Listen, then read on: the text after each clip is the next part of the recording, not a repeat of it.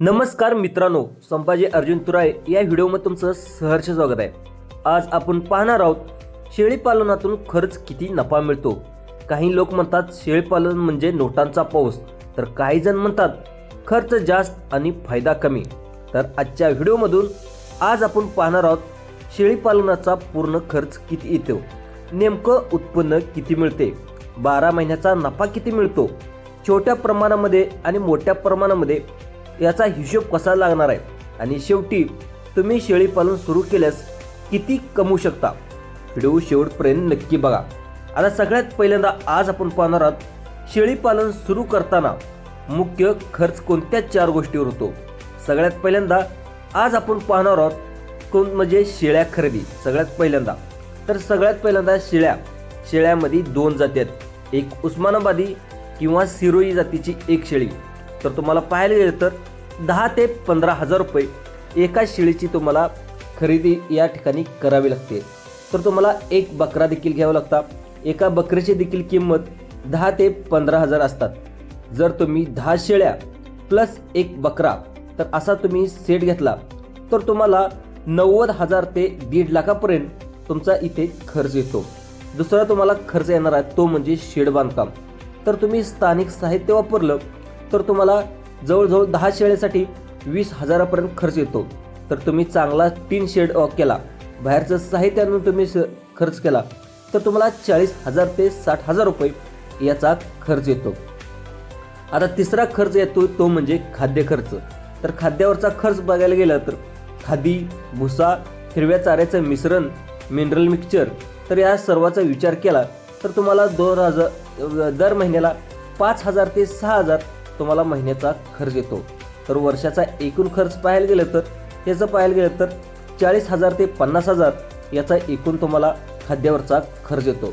दुसरा खर्च येतो तो म्हणजे औषध आणि लसीकरण. तर तुम्हाला प्रति शेळी वर्षाला तुम्हाला ठाकूर 80 रुपये ते 100 रुपये, 11 शेळ्या ते तर तुम्हाला 1,000 रुपये अंदाजे याचा खर्च येतो. तर एकूण सुरुवातीचा सेटअप खर्च 1,30,000 ते 1,80,000 इतका तुम्हाला या ठिकाणी खर्च येतो. तर आपण दुसरं पाहायला गेलं तर शेळी पालनातून उत्पन्न किती मिळतं हे देखील पाहणं अतिशय गरजेचं आहे. तर शेळी पालनातून तुमचं मुख्य उत्पन्न 3 प्रकारे असतं. सगळ्यात पहिल्यांदा विक्री असतं ते म्हणजे पिल्लांची विक्री. आता सामान्यमध्ये एक शेळी वर्षाला 2 पिल्ले देते, बरोबर. आता वर्षाला 4 पिल्ले देखील देते काही शेळ्या. तर तुम्हाला पाहायला गेलं तर प्रत्येकी शेळी आपण 2 पिल्ले पकडूया. तर 10 शेळ्या गुणवले 4 शेळ्या तर टोटल तुम्हाला 40 पिल्लं वर्षाचे मिळतात. तर बहुतांश पिल्ल्याच्या किमती पाहायला गेलं तर नर पिल्लू तुम्ही 3 ते 4 महिने तरी सांभाळलं तर तुम्हाला टोटल 7,000 ते 10,000 तर नर पिल्लाची तिची विक्री होते.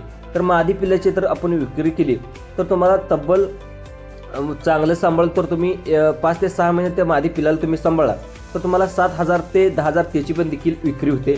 तर तुम्ही अंदाजे सरासरी किंमत काढली तर तुम्हाला 10,000 प्रति पिल्लू तर तुम्हाला याचे पैसे होतात.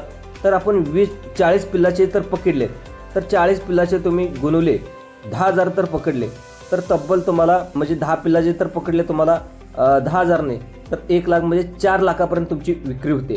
तर तुम्हाला दुसरं पाहिलं तर तुम्ही शेळीचे दूध जर तुम्ही विक्री केला तर तुम्हाला एका दिवसाला पाहायला गेलं तर 1 ते 1.5 लिटर शेळी दूध देते. दूध विकलंच देखील 40 ते 60 लिटर त्याचा देखील फायदा मिळतो. दुसरं बघायला गेलं तर 10 शेळ्या तर 10 शेळ्या 10 लिटर दिवसाला वर्षाला अंदाजे 2,000 लिटर तर वार्षिक उत्पन्न याचं देखील 80,000 ते 1 लाखापर्यंत जातं. अनेक जण हे दूध विकत नाहीत, ते पिल्ले वाढवायला वापरत असतात. आता तिसरा महत्त्वाचा प्रॉफिट राहणार आहे तो म्हणजे 10 शेळ्या वर्षाला 2 ते 3 टन शेणखत देत असतात. तर किंमत त्याची पाहायला गेलं तर 2 रुपये ते 3 रुपये प्रति किलो त्याचं इन्कम आहे. तर वर्षाला तुम्ही उत्पन्न केलं तर त्याचं 6,000 ते 8,000 रुपये, 15,000 ते 20,000 रुपये देखील त्याचा खताची विक्री होते. आता मला एकूण वार्षिक उत्पन्न किती होते, खर्च किती होते हे देखील बघा. तर तुम्ही पिल्लांच्या विक्रीमधून जवळजवळ पाहायला गेलं तर 3 ते 4 लाख रुपये तुम्ही विक्री पैसे त्याच्यातून येतात. दुधातून तुम्ही दूध विक्री करत असाल तर त्यातून देखील 70-80,000 रुपये येतात. शेणखताचे 15,000 ते 20,000 रुपये येतात. तर एकूण तुम्हाला पाहायला गेलं तर जवळजवळ ह्याच्यामध्ये पाहायला गेलं तर 2 लाख ते 4 लाखापर्यंत तुम्हाला इथं प्रॉफिट 10 शेळ्यातून मिळू शकतो. आता पाहायला गेलं तर आता खर्च वजा नफा करून किती मिनटं पाहायला गेलं तर आता खाद्याचा खर्च पाहायला गेलं तर 30,000 रुपये, औषध लसीकरण 1,000 रुपये, देखभाल खर्च पाहायला गेलं तर 4,000 रुपये, एकूण खर्च तुम्हाला 35,000 रुपये येतो. आणि नफा खर्च उत्पन्न एकूण पाहायला गेलं तर उत्पन्न तुम्हाला लागतं तो म्हणजे 2 लाख ते 4 लाखापर्यंत तुमचं उत्पन्न मिळतं. खर्च 35,000 वजा केला तर टोटल तुम्हाला ह्याच्यामधून 3.5 लाखापर्यंत तुमचा नफा देखील मिळू शकतो. आता सगळ्यात महत्त्वाचं म्हणजे छोट्या मोठ्या फॉर्मचा नफा बघूया. त्यामध्ये लहान फॉर्म असलं तर 10 बकऱ्या शेळ्या प्लस 1 बकरा तर वार्षिक नफा पाहायला गेलं तर त्याच्यामध्ये 1.5 लाख ते 2 लाखापर्यंत नफा असतो. त्याच्यामध्ये जे मध्यम फॉर्म आहेत 25 शेळ्या 2 बकरे वार्षिक नफा देखील इथे 3.5 लाख ते 4 लाख रुपये वार्षिक नफा असतो. आणि ज्या मोठ्या फॉर्म म्हणजे 50 प्लस शेळ्या त्यांचं पालन करतात तर त्यांचे 3 बकरे असले तर त्यांचा 7 ते 8 लाख रुपये याचं इयरली उत्पन्न मिळतं. जर तुमच्याकडे चारा स्वतःचा असेल तर नफा 20-30% जास्त मिळतो. तर आता सगळ्यात जास्त मिळवण्यासाठी टिप्स देखील महत्त्वाच्या घ्या. त्याच्यामध्ये ज्या चांगल्या जातीच्या शेळ्या घ्या, ज्या उस्मानीमध्ये आहेत, सिरोई आहेत, बिटल आहेत, त्या शेळ्या तुम्ही खरेदी करू शकता. हिरवा चारा चांगला अतिशय चांगला पिकवा. लसीकरण वेळेवर करायचं आहे. पिल्लाचे वजन 10 ते 12 किलो झाल्यावरच विक्री करा. स्वतःचा एक ब्रँड तयार करा. व्हॉट्सअप ग्राहक असेल, इंस्टाग्राम पेज असतील, यूट्यूबवर स्वतःची माहिती द्या. मित्रांनो, शेळीपालन हा कमी गुंतवणुकीत जास्त नफा देणारा व्यवसाय. योग्य माहिती, वेळेवर देखभाल आणि चांगल्या जाती निवडल्या तर तुम्हाला वर्षाला 1.5 लाख ते 8 लाखापर्यंत नफा मिळू शकतो.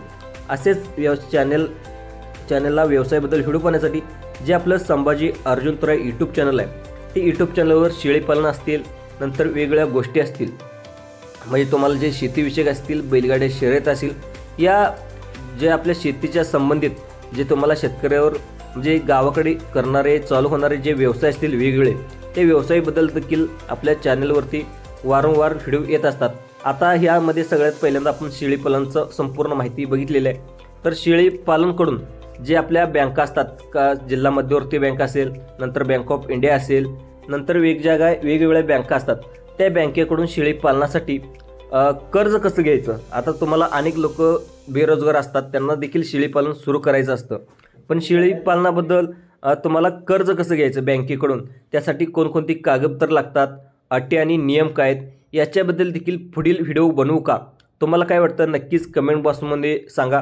तर याच्याबद्दल तर तुम्हाला बँकेकडून शेळीपालनासाठी कर्ज कसं घ्यायचं तर हवा असेल तर तुम्ही कमेंटमध्ये देखील सांगू शकता की शेळीपालनाबद्दल बँकेकडून कर्ज कसं घ्यायचं, याच्याबद्दल तुम्ही कमेंट बॉक्समध्ये नोंदवा.